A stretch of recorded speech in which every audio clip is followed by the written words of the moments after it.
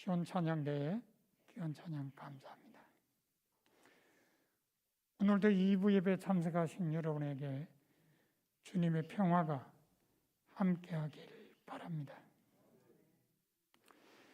우리는 지금 사순절을 보내고 있습니다. 사순절은 예수 그리스도의 삶과 가르침 그리고 고난을 집중적으로 묵상하는 절기로서 부활절 전날까지 계속됩니다. 사순절 절기가 생겨나던 초기에는 부활절을 준비하기 위한 금식의 기간으로 지켜졌습니다. 하지만 오늘날에는 축제를 금하고 자선을 베풀며 평소보다 더 많은 예배와 기도와 묵상과 회개를 통해 예수 그리스도를 본받기 위해 노력하는 절기로 지켜지고 있습니다. 이러한 사순절의 의미를 생각할 때 가장 먼저 머리에 떠오르는 단어는 뭘까요? 일반적으로 경건이죠. 그러나 경건과 더불어서 우리 머릿속에 또 하나의 단어가 떠오르는데 그것은 바로 제자라는 단어입니다. 온전한 그리스도의 제자가 되기를 힘쓰는 절기가 바로 사순절이라는 생각을 하게 된다는 것입니다. 누구의 제자가 되는 길은 다양합니다. 가장 먼저 생각할 수 있는 것은 다양한 여건 때문에 제자가 되는 것입니다. 그 가운데 지역이라는 여건이 가장 보편적이라고 할 수 있습니다. 어떤 특정한 지역에 태어났기 때문에 누구의 제자가 되었다는 것입니다. 지금도 매년 스승의 날이 되면 제가 화분을 보내는 선생님이 한 분 계십니다. 초등학교 시절에 저희 반을 담임하셨던 이상설 선생님이십니다.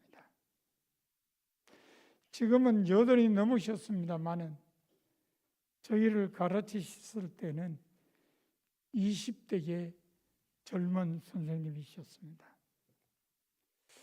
제가 초등학교 4학년 1학기를 시작했을 때 저희 반 담임선생님은 김의웅 선생님이셨습니다. 그런데 무슨 이유인지는 모르지만 한 학기를 다 채우지 못하시고 전근하셨습니다.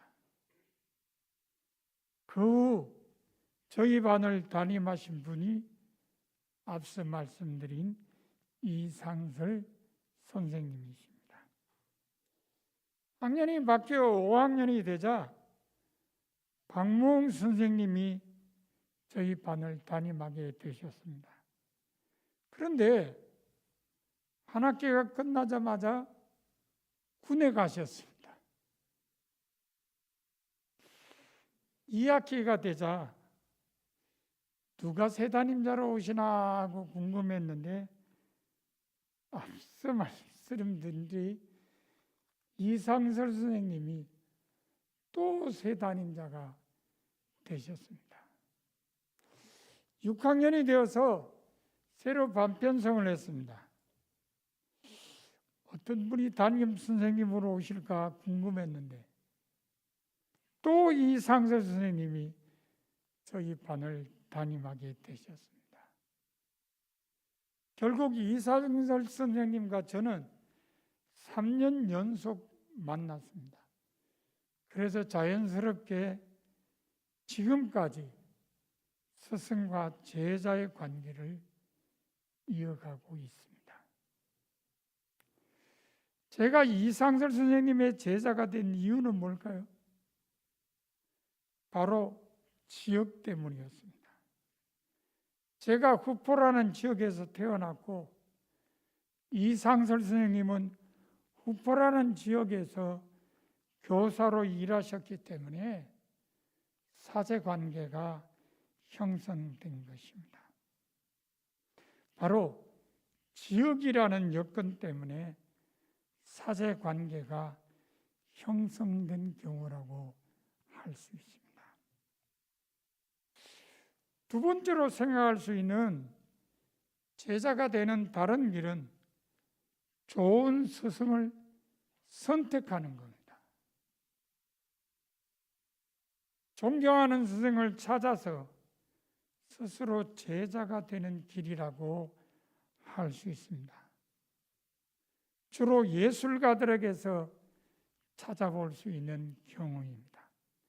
하지만 학문의 세계에서도 찾아볼 수 있습니다.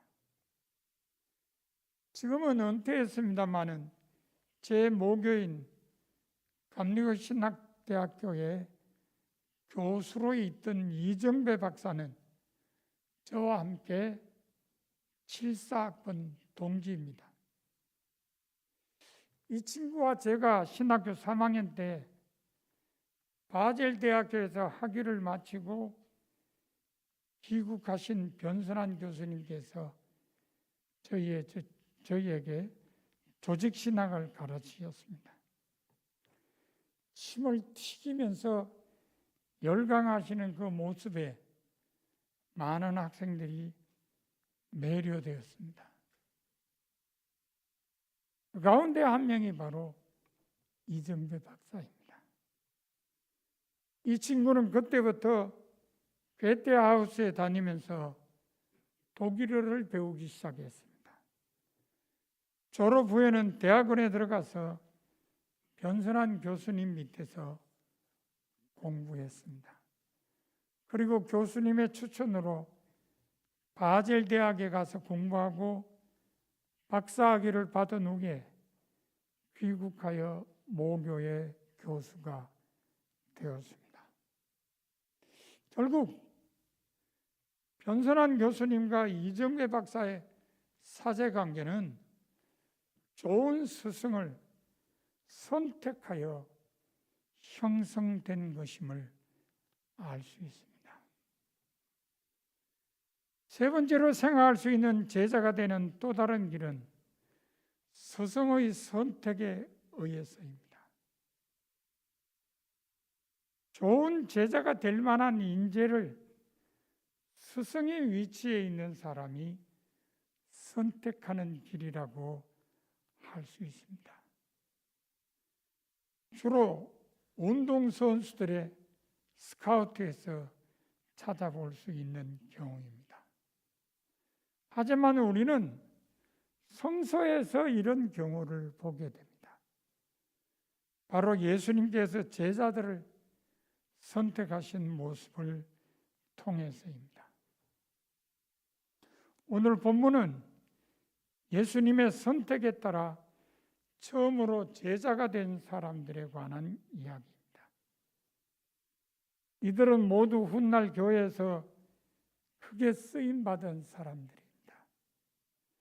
한 사람은 수제자로 예수님께서 성천하신 후에 초대교회를 이끈 베드로입니다. 또 한 사람은 예수님의 사랑을 가장 많이 받으며 12제자 가운데 가장 오래 살면서 교회를 이끈 요한입니다. 그리고 또 한 사람은 베드로와 요한과 더불어 어디든지 예수님과 동행한 3인방의 한 사람으로 12제자 가운데 최초로 순교한 야고보입니다. 마지막 한 사람은 언제나 말없이 수많은 사람을 예수님께로 인도한 안드레입니다. 이들은 모두 예수님의 선택에 따라 제자가 된 사람들입니다. 그러면 이들은 어떤 사람들이었기에 예수님의 제자가 되었을까요? 첫 번째 이유는 자기 일에 성실한 사람들이었기 때문입니다. 예수님께서 이들을 부르신 곳은 갈릴리 호숫가였으며 부름받은 사람들은 모두 그곳에서 일하고 있었습니다. 베드로와 안드레는 호수에 그물을 던지고 있었습니다. 야고보와 요한은 배에서 그물을 깁고 있었습니다. 모두 다 자기 일에 성실한 사람들이었습니다. 성서에 의하면 하나님께서 부르시고 일을 맡긴 사람들은 모두 자기 일에 성실한 사람들이었습니다. 이스라엘 최고의 지도자 모세와 이스라엘 최고의 임금 다윗은 양을 치던 목자였습니다. 이스라엘 최초의 문서 예언자 아모스는 옥나무를 재배하며 누에와 양을 치던 사람이었습니다. 모두 성실하게 자기 일을 하던 사람들이었습니다. 하나님께서는 자기 일에 성실한 사람들을 부르시는 이유가 뭘까요? 그 이유는 이 일도 소명이기 때문입니다. 마르틴 루터의 종교개혁 전까지 교회는 성직에만 소명을 적용했습니다. 그러나 그것은 인간의 오해였습니다. 성직뿐만 아니라 세상의 모든 일에도 하나님의 부르심이 있다는 것이 종교개혁 이후에 나타난 교회의 고백입니다. 바로 그러한 이유로 하나님께서는 맡은 일에 책임감으로 성실하게 일하는 사람들을 부르시고 사명을 주셨습니다. 예수님께서도 마찬가지입니다. 성실하게 일하던 사람들을 제자로 부르셨습니다. 이것은 첫 네 제자를 부르신 본문뿐만 아니라 다른 제자를 부르신 이야기에도 나타납니다. 마태를 부르신 이야기는 그 좋은 예입니다. 마태복음 9장 9절에 보면 예수님께서 마태를 부르신 이야기가 기록되어 있습니다. 예수님께서는 세간에 앉아있는 마태를 보시고 나를 따라라고 말씀하셨습니다. 예수님의 말씀을 들은 마태가 일어나 예수님을 따름으로써 마태도 예수님의 제자가 되었습니다. 오늘날에도 마찬가지입니다. 제자가 될 사람들은 자기 일에 성실해야 됩니다. 이 점은 하나님의 교회 안에서 맡은 일뿐만 아니라 사회나 직장에서 맡은 일에도 성실해야 합니다. 이 일을 통한 열매로 주님의 영광을 높이 드러내는 제자가 되어야 합니다. 본문에 나타나는 네 사람이 예수님의 제자가 된 두 번째 이유는 순종한 사람들이었기 때문입니다. 본문 17절과 18절에 보면 나를 따라오라 내가 너희로 사람을 낚는 어부가 되게 하리라는 예수님의 말씀을 들은 베드로와 안드레는 곧 그물을 버려두고 예수님을 따랐습니다. 본문 20절에 의하면 예수님의 부르심을 들은 야고보와 요한도 그 아버지 세베대를 품꾼들과 함께 버려두고 예수님을 따라갔습니다. 이들은 모두 예수님의 부름에 순종한 사람들입니다. 특별히 성서에 의하면 하나님께서는 순종하되 즉시 순종하는 사람들을 기뻐하십니다. 창세기 17장에 보면 이스라엘의 조상이 된 아브라함은 하나님께서 언약의 표징으로 할례를 받으라고 말씀하시자 바로 그날에 집에 있는 모든 남자와 함께 할례를 행했습니다. 하나님께서 선택하신 아브라함은 하나님 말씀에 즉시 순종하는 사람이었음을 알 수 있습니다. 미국의 유명한 봉사였던 무디 목사가 한 청년에게 전도를 했습니다. 그때 그 청년은 예수님과 함께 십자가에 달렸던 강도 이야기를 하면서 자기도 늙어서 믿겠다고 했습니다. 그 후 어느 날 이 청년이 병원에 입원하게 되었습니다. 무디 목사는 그 청년에게 시들은 꽃으로 만든 꽃다발을 보냈습니다.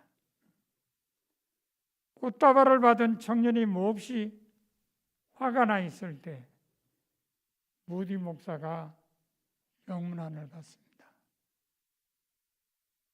그리고 화가 나 있는 청년에게 이렇게 말했습니다. 자네 기분이 좀 나빴지? 하나님이신들 기분이 좋으시겠는가? 자네 인생을 다 낭비하고 마지막에 바치는 것을 하나님이 기뻐하실 것 같은가? 순종이 지체되는 것에 대한 문제점을 아주 잘 지적한 말입니다. 오늘날에도 마찬가지입니다. 제자가 될 사람들은 즉시 순종해야 됩니다. 하나님의 교회를 통해 주어지는 사명뿐만 아니라 사회나 직장에서 주어지는 역할에도 즉시 순종해야 됩니다. 제사보다 나은 순종으로 주님의 영광을 높이 드러내는 제자가 되어야 합니다. 본문에 나타나는 네 사람이 예수님의 제자가 된 세 번째 이유는 어릴 줄 아는 사람이었기 때문입니다.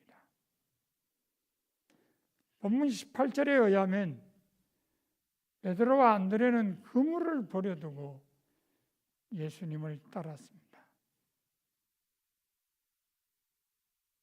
20절에 의하면 야고보와 요한도 아버지 세베대를 품꾼들과 함께 배에 버려두고 예수님을 따라갔습니다. 마가복음 저자는 두 번 모두 버려두고라고 번역된 아펜테스라는 단어를 사용했습니다. 분명한 하나의 목표를 위해서는 다른 것들을 포기할 줄 알아야 한다는 것을 깨우쳐주는 말입니다. 마태복음 13장에는 예수님의 천국 비유가 7개나 기록되어 있습니다. 그 가운데 하나가 진주장사 비유입니다. 천국은 아주 값진 진주 하나를 발견하면 가서 모든 것을 팔아서 그것을 사는 상인과 같다는 이야기입니다. 진짜 귀중한 것을 얻기 위해서는 다른 것들을 포기할 줄 알아야 한다는 가르침입니다. 지난 베이징 동계올림픽 때 방송 해설자로 나섰다가 욕을 좀 먹은 사람이 있습니다. 바로 이상화 선수예요. 왜 욕을 먹었냐면은 일본인 자기 친구 선수 자꾸 편파 응원을 하고 자기 후배들에게서는 자꾸 반말을 해서 다른 사람들에게 욕을 좀 먹었어요. 사실 소치 동계올림픽 이후 가장 잘 나간 선수는 아마도 이상화일 겁니다. 얼굴도 잘생겨서 자동차 광고 모델로도 활동했습니다. 그런데 우리나라 사람들은 이상화 선수 하면 얼굴보다는 다른 신체 부위를 생각합니다. 어딜까요? 네? 맞습니다. 허벅지. 다른 말로 뭐라 그랬죠? 꿀벅지, 금벅지. 이상화 선수라고 왜 날씬한 허벅지를 갖고 싶지 않겠어요? 다만 운동을 위해 날씬함을 포기한 것뿐입니다. 올림픽 금메달이라는 목표를 위해 날씬한 허벅지 대신 꿀벅지를 만들었기 때문에 결과적으로 2회 연속 금메달을 목에 걸었습니다. 포기를 통해 얻은 결과를 분명하게 보여준 것입니다. 하지만 포기한다는 일이 그렇게 쉬운 일은 아닙니다. 어려운 일입니다. 그러기에 가치는 더 큽니다. 오늘날에도 마찬가지입니다. 제자가 될 사람들은 버릴 줄 알아야 됩니다. 당연히 우선순위에 따라서 버리며 살아야 합니다. 주말의 계획도 달라야 합니다. 취미도 달라야 합니다. 심지어 기호식품도 달라야 합니다. 포기하는 것으로 주님의 영광을 높이 드러내는 제자가 되어야 합니다. 이처럼 본문에 나타나는 네 사람은 자기 일에 성실한 사람이었고 순종한 사람들이었으며 어릴 줄 아는 사람들이었기에 예수님의 제자가 되었습니다. 오늘날에도 마찬가지입니다. 예수님의 제자가 될 사람들은 자기 일에 성실한 사람들이어야 하고 순종하는 사람들이어야 하며 어릴 줄 아는 사람들이어야 합니다. 사랑하는 성도 여러분, 여러분은 예수 그리스도의 진정한 제자로 살고 있습니까? 여러분은 주님께서 맡겨주신 일에 성실한 사람들입니까? 주님의 부르심에 순종하는 사람들입니까? 주님의 뜻을 이루기 위해 버릴 줄 아는 사람들입니까? 주님께서는 여러분이 진정한 제자가 되기를 원하십니다. 여러분 모두 주님께서 맡겨주신 일에 성실하고 주님 부르심에 순종하며 주님의 뜻을 이루기 위해 버림으로써 진정한 예수 그리스도의 제자로 사는 성도가 다 되시기를 바랍니다. 이제 말씀을 마음에 새기고 결단하는 침묵기도를 2, 3분간 드리도록 하겠습니다.